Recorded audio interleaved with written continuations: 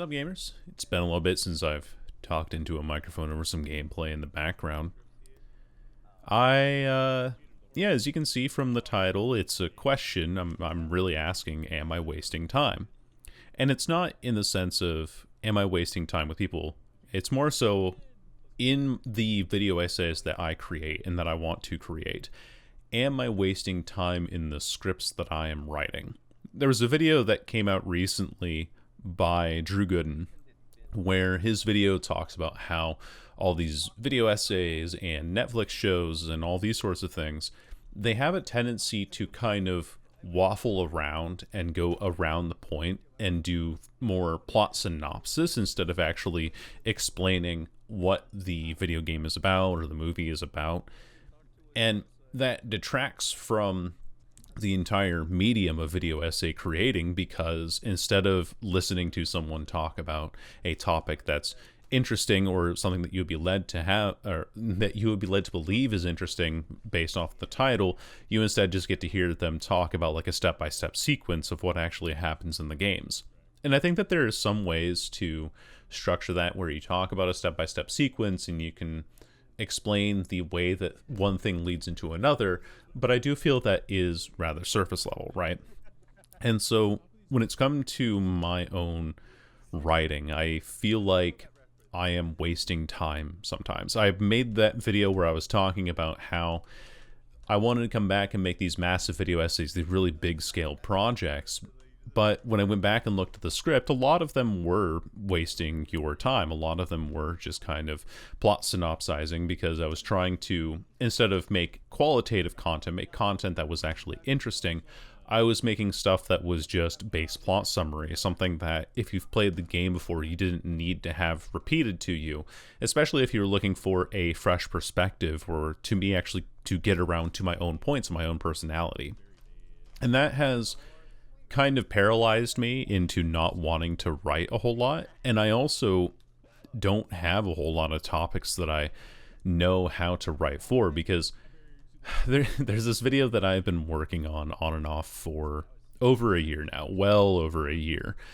And it's talking about the state of Rainbow Six Siege Pro League. Now, Rainbow Six Siege Pro League, I think, is still in an okay position, but it has a lot of flaws that I think is a result of the current tournament organizer. Not to say that they're bad people necessarily, I just think that they have never handled something quite as large on an international scale, and that has led Ubisoft to make decisions for them. And we all know that Ubisoft is horrendous at decision making, like absolutely freaking terrible at making decisions. You look at the pirate game that they released where they're like, oh, this is a quadruple A game, or the membership pass that they've put into Rainbow Six, or anything that they've done with a lot of their franchises within the last decade, really. Because I think ever since 2014 or so, Ubisoft has greatly increased their quota of bad decisions. And that's extended to Rainbow Six. I think that's extended to Rainbow Six Pro League. Is all a roundabout way to come back around to how in that video the hang up that I have on the script is the fact that a lot of I don't know how to approach the subject or broach the subject without sounding like I'm wasting time. I can actually read off part of the introduction, because the idea that I wanted to have for it is like talk a little bit about the history of Pro League and then get into the current state, because there are a lot of people who watch my channel who probably don't know anything about Rainbow Six Pro League. In fact, I don't think I really even have an audience on the main, in quote marks, the main channel right now, because I have jumped around a bunch of different topics. I've jumped around on a bunch of different executions in my content, and that's led it to where my videos will hit any kind of audience and will go just about anywhere. So I started off by talking about how ESL didn't continue their contract in 2020, and how I discovered Pro League, and how what Facet's takeover did to the present state of Pro League at the time. And then I'm going to eventually go into talking about Blast and what has changed from when Faceit had the reins over the game. And so it's more of a historical look as a spectator, but in the back of my mind, I'm always thinking, this just sounds like a plot summary. This sounds like something that nobody would be interested in. And I get myself caught up on not making a project that I am invested in. And that, I think that's like really at the core of it, is that I am interested in the project and I keep getting overwhelmed by these thoughts that nobody will like it. I mean, you'll look at the DBD video that I made a little bit ago, and that video went nowhere. It is like 150 views after a month or so, which isn't good, obviously. I know that the main channel doesn't really have an audience. It has people who came in for the Danganronpa video, and I'm very happy that that video's done well. But they came in for the Danganronpa video and are probably looking for similar style and similar length of content, and I'm just not delivering.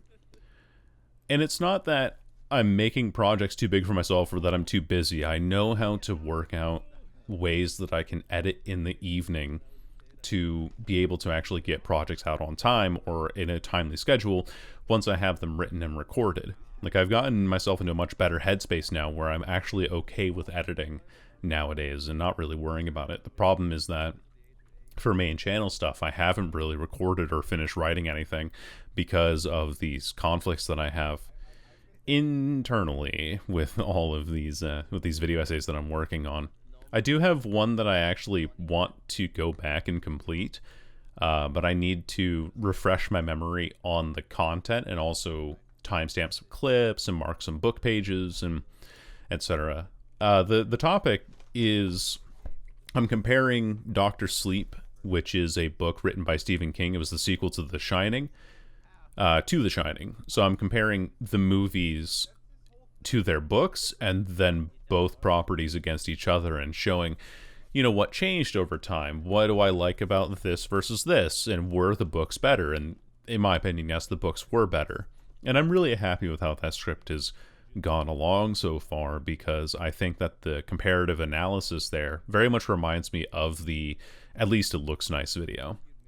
I had another video that I was talking about live service games, but I get way too emotional in that, and I recorded that 6 months ago, and it was meant to come out in May, but then, I moved, and that project kind of died because some of the stuff that I was talking about gradually either phased out of relevance or has become increasingly difficult to maintain the stance on.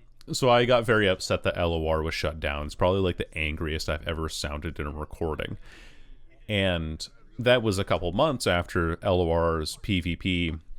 Not that it was shut down entirely, but before, after its PvP was effectively, what do they call it? Shuttered? I don't know. But it was a very in close proximity to those events happening.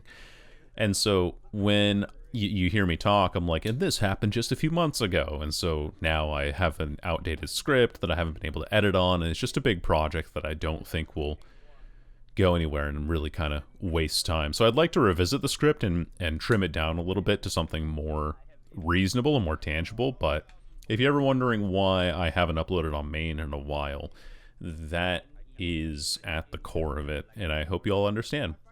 That's all I got. Thanks and have a good night.